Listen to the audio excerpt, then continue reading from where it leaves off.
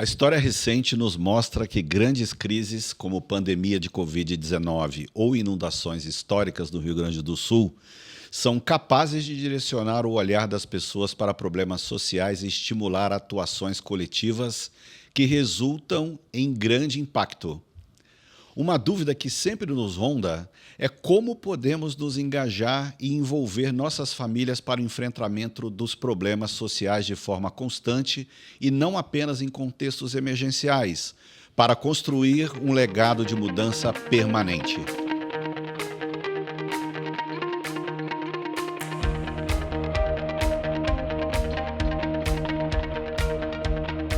Olá, eu sou o Márcio Renato Ribeiro, superintendente executivo do Bradesco Global Private Bank. Este é o Wealth Planning Essentials Talks, Papo de Filantropia. Hoje fico muito feliz em receber uma convidada muito especial, Paula Fabiani, CEO do IDES e atua na filantropia e na cultura de doação, liderando iniciativas como pesquisas de doação no Brasil, o Fórum Brasileiro de Filântropos e Investidores Sociais e também a Coalizão pelos Fundos Patrimoniais Filantrópicos. Obrigada pelo convite, é uma honra estar aqui com vocês hoje. E ao meu lado também está a Poliana Simas, especialista em Wealth Planning do Bradesco Global Private Bank. Obrigado, Poli. Obrigada, Márcio. Obrigada, Paula. Hoje o bate-papo está super especial. Paula, o IDES é uma instituição pioneira no fortalecimento da pauta de investimento social privado no país. Você pode contar como funciona o IDES? Um prazer contar um pouco sobre o IDES, né? É uma organização, o Instituto para o Desenvolvimento do Investimento Social, uma organização que já existe há 25 anos. Esse ano a gente faz 25 anos. E ele atua com 3 pilares. Um pilar é a consultoria, então a gente dá consultoria para famílias, para empresas e para organizações da sociedade civil, para outras organizações, nas suas diversas necessidades. Planejamento estratégico, já ajudamos a criar mais de 50 organizações aqui no país, institutos e fundações, e avaliação de impacto, estruturação de fundos patrimoniais, ou seja, suas diversas necessidades. Fazemos também, estruturamos editais, né, para doadores. Temos um outro pilar que é o de conhecimento. Então, a gente faz pesquisas, a Pesquisa Doação Brasil, outros levantamentos, fazemos várias publicações. A nossa ideia é ajudar o campo a se desenvolver, melhorar as práticas. E temos também o Fórum Brasileiro de Filantropos e Investidores Sociais, que é um espaço onde a gente reúne a comunidade filantrópica para discutir seus desafios, como aumentar os valores de doação, como engajar mais doadores e também como melhorar suas práticas. E, por fim, a gente tem um pilar de projetos de impacto em que a gente desenha e implementa iniciativas. No momento, a gente está com 3 iniciativas principais. Uma é o advocacy, né? A defesa por um ambiente regulatório favorável para os fundos patrimoniais. A gente tem também uma iniciativa junto com o BNDES, que é um fundo Juntos pela Saúde. O BNDES está colocando 100 milhões, a gente está atraindo mais 100 para investir em projetos de saúde região Norte e Nordeste. E o terceiro projeto de impacto é o Transformando Territórios. A gente tem apoio da Fundação MOT, que é uma fundação americana, em que a gente busca desenvolver institutos e fundações comunitários territoriais, né? O que são esses institutos? São organizações que cuidam de um território, que têm como objetivo olhar para os problemas mais importantes desse território de forma sistêmica e atrair recursos para apoiar as organizações da sociedade civil, as ONGs que estão nesse território, mas com esse olhar sistêmico. Então, ele não vai ter uma creche, uma atuação em educação, ou ter, né, ele não executa projetos, mas ele apoia outras organizações. É uma instituição para fortalecer aquele território. Paula, e quais são os principais dados que o IDES levanta e deles quais chamam mais a sua atenção? Bom, a pesquisa Doação Brasil, ela trouxe, primeiro, que existe, né, uma filantropia desenvolvida no país. Eu acho que a gente ainda tem muito a avançar. Você mesmo trouxe aí, na sua fala inicial, esse olhar do brasileiro para as emergências, né? O brasileiro, ele é mais emotivo na sua doação. Ele doa numa emergência, mas não necessariamente ele tem uma doação recorrente, uma doação estratégica, uma doação que realmente tenta endereçar os problemas estruturais. mas ele se solidariza, né? E age quando ele tem um sofrimento imediato, algo que ele se sente compelido a ajudar. Então, o brasileiro tem essa vontade de se solidarizar. A gente precisa ainda trabalhar para que ele seja mais estratégico nessa doação e que ele enxergue a doação como um ato de cidadania, como um ato de participação social, como uma contribuição para a sociedade. A pesquisa Doação Brasil levantou que são 13 bilhões doados, né, em 2022 pelos brasileiros. Isso significa 0,14% do PIB, do Produto Interno Bruto, então é um volume expressivo. E a gente olha para outros levantamentos, por exemplo, o Benchmark de Investimento Social Corporativo, que olha para a doação de empresas, a gente está falando de 4 bilhões. Tudo bem que ali é um grupo de em torno de 400 empresas, a gente pode ter um volume muito maior. Porém, a gente vê a força da doação individual no país. Com certeza. E, Paula, com tantos anos de experiência lidando com essas diversas frentes relacionadas ao terceiro setor, na tua visão, o que falta para que a gente consiga engajar mais pessoas a pensar nessa filantropia estratégica, a conduzir o investimento social buscando transformações permanentes e não só nesse contexto de emergência? Acho que, em primeiro lugar, é um dado que a pesquisa Doação traz, de que o brasileiro não fala sobre sua doação. Esse número já melhorou, né? Em 2015, a gente trouxe o número de 86% dos brasileiros achavam que você não deve falar sobre doação.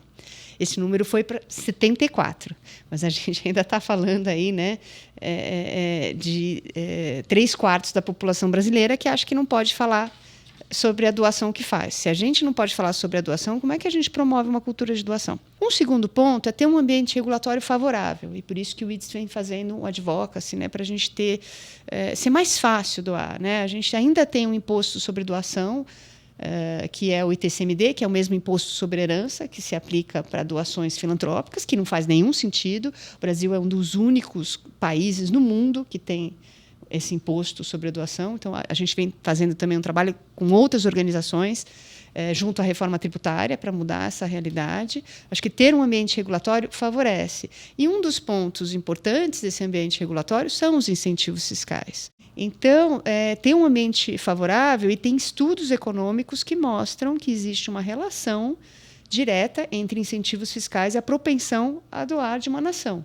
Então, tem tipos de incentivo que aumentam a propensão a doar, mas todos os incentivos têm uma relação positiva com a propensão a doar. Então, acho que essas, né, são algumas das barreiras para a gente. E eu já mencionei, a gente também tem que mudar a visão do brasileiro sobre a doação, saindo desse olhar emergencial, assistencialista, né, de uma assistência momentânea, para um olhar de mais longo prazo, de legado, de mudança social, de transformação. Paula, por aqui nós temos visto muito pessoas que preferem apoiar instituições já existentes, em vez de criar a sua própria instituição filantrópica do zero. A gente percebe que essa preocupação ela é muito frequente por quem doa, é saber, de fato, se o recurso vai ser destinado para a causa de maneira diligente, eficiente. Como fazer a escolha de uma instituição ou causa beneficiária? Ótima pergunta, né? Isso é algo que muitos filantropos perguntam. Pô, mas como eu vou escolher? E eu pergunto, como é que você escolhe seus investimentos? Né? Eu acho que é importante realmente, em primeiro lugar, pensar na causa. O que você quer mudar no mundo? E muitas vezes se aprofundar no tema. Você fala educação? Ok, educação infantil, educação superior, ensino médio. Você tem uma pluralidade de possibilidades dentro de educação. Então, entender um pouco o que te move e o que realmente toca, porque a doação ela passa por 3 questões, né? Ela passa pela mente, você querer mudar alguma coisa no mundo, pelo coração, porque, no fundo, tem que ter uma relação com o indivíduo emocional, e pelo bolso, né? Você precisa ter o recurso para fazer a doação. Mas é muito importante, no momento de escolher uma organização, conhecer a organização, fazer uma pequena diligência. Quando a gente faz um investimento, quando a gente vai comprar uma empresa, né, um empresário vai comprar uma empresa, ele faz uma diligência de cabo a rabo naquela empresa para saber o que ele está comprando. Eu acho que na doação também é importante ter um olhar. Existem vários sites que já trazem muita informação, as próprias organizações divulgam balanço, divulgam informações, mas eu acho que é importante ir lá também conhecer. Quem é o líder? Quem é a pessoa que está à frente? O que ele está se propondo a fazer? Como é que é o time? Como é que são as instalações? Né? E fazer perguntas de impacto mesmo. Quantas pessoas você está atingindo? Qual a transformação que essas pessoas estão sofrendo? Perfeito, Paula. É interessante porque isso se aproxima da metodologia que é usada no mercado financeiro, né? Para você... Sim, então, a verdade é que quando eu vim de mercado financeiro, né? Eu trabalhei em bancos, em fundos de investimento, e quando vim para o IDES, até a minha equipe brinca falou que eu não consegui ficar longe das planilhas. Mas a gente não trabalhava com avaliação de impacto, a gente sempre contratava consultores externos para fazer avaliação. E eu percebi uma frustração dos investidores, dos filantropos, com o resultado. Porque não endereçava, às vezes, né, um empresário, alguém que quer investir no social, tem pouco tempo disponível. Ele quer uma comunicação mais simples. Né? Eu me lembrei muito da lâmina de fundos, né? Que você tem ali numa página tudo que o investidor precisa saber sobre aquele fundo. E a gente avaliou várias metodologias e achamos que a CIROI endereçava esse desejo. Mas mesmo para aquele investidor que quer ter mais profundidade, o relatório tem 100 páginas. Você consegue entender, né, o que acontece para cada vetor de impacto e também qual a visão do público-alvo em relação àquilo que ele está recebendo. É fantástico, Paula. Hoje existem diversas modalidades de financiamento, né, para causas, para projetos, em que o capital paciente da filantropia acaba tendo bastante protagonismo para viabilizar a implementação disso. Seja via Blended Finance, Venture Philanthropy, que se aproxima ali do conceito de Venture Capital para financiar projetos ali voltados para impacto, né, projetos de impacto. Como que o IDES atua nessa multiplicidade de formas? Né? Como que vocês conduzem isso no dia a dia? Já foi mencionado, né, que a gente lidera a coalizão pelos fundos patrimoniais filantrópicos, que são os chamados endowments lá fora. A gente acredita muito nesse mecanismo. A gente tem defendido um melhor ambiente regulatório, tivemos uma aprovação da Lei 13.800, que foi aprovada em 2019, mas ainda faltam incentivos fiscais, falta um tratamento tributário mais adequado. A gente continua fazendo esse advocacy para melhorar, né, a legislação em relação a esse mecanismo. E o que ele permite? Ele permite você ter uma visão de longo prazo de impacto e investir em causas e iniciativas. Né? Então, esse é um mecanismo.